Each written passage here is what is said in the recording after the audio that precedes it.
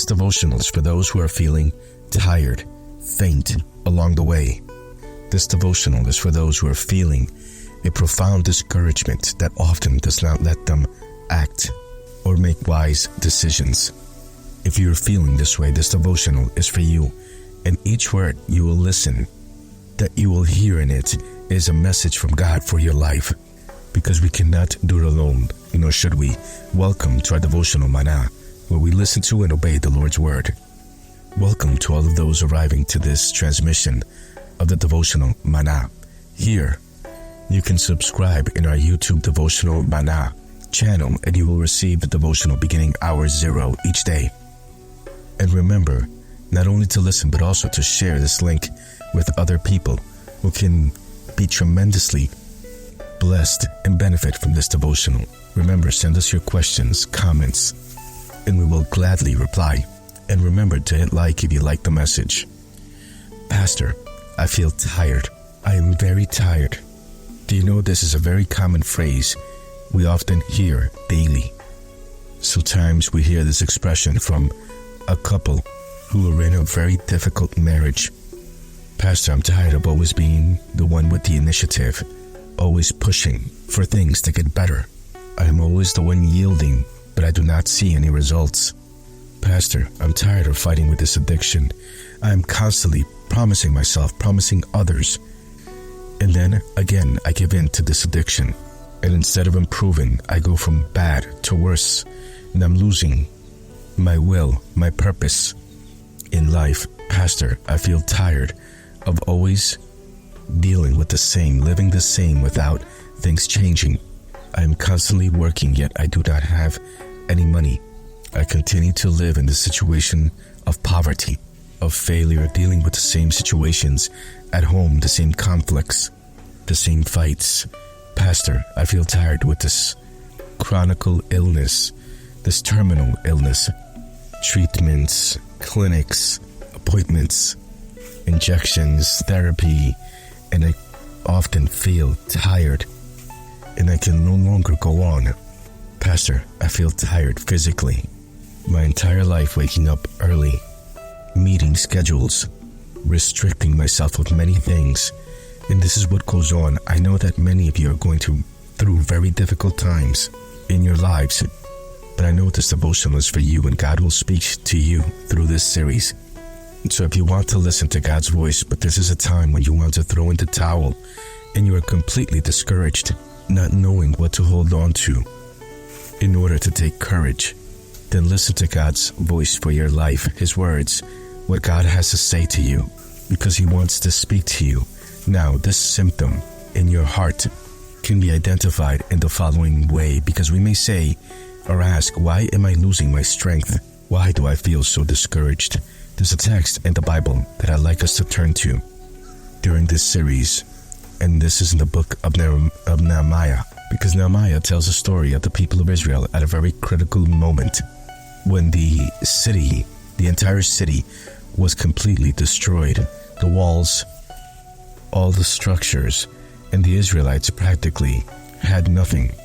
Now Nehemiah worked for the king in a foreign place where the people of Israel were. And chapter 1 of the book of Nehemiah says that Nehemiah received the news, and this made him greatly sad, but this led him to pray and to ask the Lord to give him the tools, the resources, and everything he needed to go to Jerusalem to begin the process of restoration. And the Bible says that Nehemiah received favor from the king, and the king gave him the necessary resources. And so he went to Jerusalem to begin the reconstruction process of the city. And so they began with great enthusiasm. And this is common. We begin with much enthusiasm, positive that things will work out well, that the resources will arrive, and that the project will be successful, that business will surge, that our children will do well, that our marriage is going to be wonderful, that the church will expand and there will be a great temple, a large church, that our professional project, our startup business will provide the resources. We all begin with a great doses of enthusiasm, of will, of desire, and we place our faith, our strength But the Bible tells us that when the people of Israel began to build the walls, there was great opposition. But I'm not going to speak about the opposition which are in the first chapters of Nehemiah, because I'll leave these for the second part of this topic of discouragement, where we will see that opposition has a great influence in the discouragement that we live. But we'll talk about this later. Chapter 4 in the book of Nehemiah, verse 10 says, "The people in Judah said, the strength of the laborers is giving out, and there is so much rubble that we cannot rebuild the wall." And so notice that at first everybody was very encouraged, and the families gathered at the beginning. But something changed here. Look at what it says in verse 11. "Also our enemies said, before they know it or see us, we will be right there among them, and will kill them and put them at the end, and put an end to the work." And later on it says that half the work had been done, that half the wall had been built, and this was good information that the people continued to labor. But as I mentioned, there was someone who was interested in that this work did not go on. As we just read in verse 11, that the enemies infiltrated amongst them and said that they would kill them and put an end to the work. I've always said to you in these devotionals, Mana, that we have an enemy, and this enemy is real, and we must identify this enemy. When the Bible speaks about this enemy in John 10:10, it says that he came to kill, to steal, and to destroy. And this enemy's nature is powerful. And when this enemy comes for us, it is not to wound or to scare us. No, this is not what this enemy does. The enemy that you and I have when we begin our Christian life, when we begin this path of faith, when we want to grow, when we want to change our hearts and be new creations, there's an enemy that stands in front of us, and his objective is to destroy us, to kill us. And so it's the same thing when we begin our marriage. The enemy also comes, and his goal is to destroy this marriage. And when he attacks our children, he wants to destroy them using all types of schemes. And this is the nature of the enemy. And the Israelites had the same type of enemy as they declared. And they said, we must rebuild this city no matter what it takes. But the laborers, after seeing so much work, so much rubble, as it says in the verse that we just read, in Nehemiah 4, it says that there was so much debris that no matter how much they carried, how much they did and worked, it was as if they were not making progress. But now half the wall had been built. But this verse declares that the strength of the laborers had weakened. And this is the topic of our devotional Mana today. The first thing the enemy does is attack our strength. And this is why many of you feel like you want to throw in the towel, that you can no longer go on, and you feel tired, weary, to the point that many of you have lost enthusiasm, have lost faith, have lost the time of prayer that you so loved. You no longer go to church with the same enthusiasm as you did before. You've lost your enthusiasm for your marriage, for your children, for so many things. But we cannot continue this way. Now, speaking of this very important topic, as you feel discouraged, remember, where does this discouragement come from? And we have to identify this in order to confront it and take the necessary measures. There's something I need to say to you this morning. Do you know why we lose our strength? Why we feel tired along the path and do not want to go on? Well, often it's because we do not have clear goals and a defined vision. If you work like crazy and do all types of things and start all kinds of things, but you do not have a clear vision, you will feel as if you're working and working, but are not making progress. And this feeling precisely creates this tiredness and frustration, because we may do many things, but it is as if we are not achieving anything, because we work and work, and it becomes a vicious circle. We do this, we do that, we start this, we press on, but we do not see results. We try to please everyone, but nothing happens. We want our spouse, our children to be happy, but we do not see results. There has to be a clear and defined vision.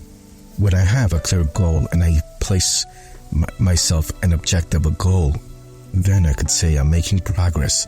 Even if everything is not going exactly the way I want it to, we are making progress. And this encourages me. It gives me new strengths.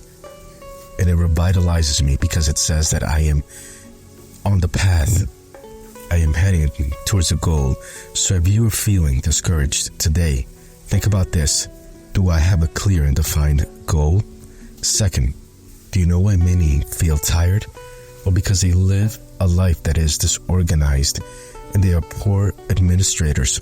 If you do not manage your time well, your resources well, then you will feel tired your entire life, because once again, you are working, you're doing 1,000 things, but you are constantly lacking. You never have enough for anything or to achieve what you have always wanted. But let me tell you, God can give you what you want. But if you are not organized, if you do not live by an agenda, by a budget, poor financial administration leads to frustration. It makes us feel tired because we do not see the fruit of our labor. We do not see the results of our efforts. And this is why I continue to insist in this devotional that it is very important to live by a schedule, by an agenda. It is very important to live by a budget and to be clear about these so that each day I can say, glory to God, I see how God is blessing me. I am making progress, I'm prospering. And thirdly, pay close attention to this. Do you know why many are feeling tired? And I'll give you an example. When you drive a car, you cannot continuously drive your car without doing routine maintenance. And anything in life that you want to keep optimal requires maintenance. And to maintain it means not to wait for it to be broken. And many of us are tired because we allowed our lives to go on and throughout time did not do what we needed to do to maintain it at the right time. So why are we tired? Because we have not taken the time to renew our strengths. We are tired because we have not rested enough. We are tired because we have not renewed our minds, because we do not go to the source that renews us. So I want to insist on something I mentioned continuously in our devotional. We are constantly being asked for something. If we are parents, our children ask us for things. Give me time, give me resources, give me this or that. If you are a husband, a wife, your spouse is constantly telling you, you do not do this, you do not do that, we need to do this together. You need to give me this. If you go to work, your boss is telling you that you have to meet quotas, show results. In other words, everywhere we go, everyone is asking us for something, requiring something from us. So the question is, if you're constantly giving, where are you receiving from? Where do you receive that fills you, that satisfies you, that completes you, that fulfills you? Where can you receive the living water that allows you to remain fresh inside? Where can you receive the fire and the passion so that you do not become discouraged and lose faith or hope? Where do you receive your faith from so that you do not lose it when confronted by all the deceptions of life? From where you cannot allow your life to dwindle, to faint. And so I'm going to give you verses of the Bible, and I want you to write them down. Take notes of these, because these are the source for you to take courage. Isaiah 40 verse 31. Here it says that the youths grow tired and weary. And if it is talking about young men and women growing tired and weary, but do you know what the second part says? It says that those who hope in the Lord will renew their strength. Learning to place my life each day on God's altar gives me new strengths. Learning to trust in the Lord gives me new strengths. In Psalm 42:1, this entire psalm, the psalmist asks the question, "Why, my soul, are you downcast? Why so disturbed within me? Put your hope in God." The psalmist himself carries out the exercise of telling his soul, "Oh, my soul, do not be tired. Do not be discouraged. Await on God. Oh, my soul, do not become anguished. Await on God. He is your trust, your refuge." And this is what we must do to confront our hearts. Galatians 6:9 says, "Let us not become weary in doing good." Let us not become weary. I invite you, right where you are, seek the strength that comes from God. God's presence that can perform that miracle that you need right now. Okay, our suggested reading for today is Exodus chapter 14, verses 13 through 41, where you will see God's miracles as He parts the Red Sea and defeats Israel's enemies. Take notes, send us your comments and your questions. Pray with me and let's turn this day over to the Lord. If you are tired, welcome to God's presence. Welcome to He who gives strength to those who are tired. He who multiplies the strengths of those who have none. Welcome to God's presence, because He is our refuge, our strength. Do not grow weary. Instead, come to God's presence, and He will give you living water, the bread of life. And please do not begin your day before first coming to this place, the place of God's presence, to fill yourself with Him, with His plenitude. Father, thank you for this day. We give ourselves to you. We ask for your blessing, and thank you for being with us. Remember to share this devotional and write to us through our YouTube channel. Are you feeling tired along your way, along the path? Has God spoken to you this morning? Write to us. Tell us. Send this devotional to as many people as you know who need it. And I wait for you tomorrow. Blessings to all.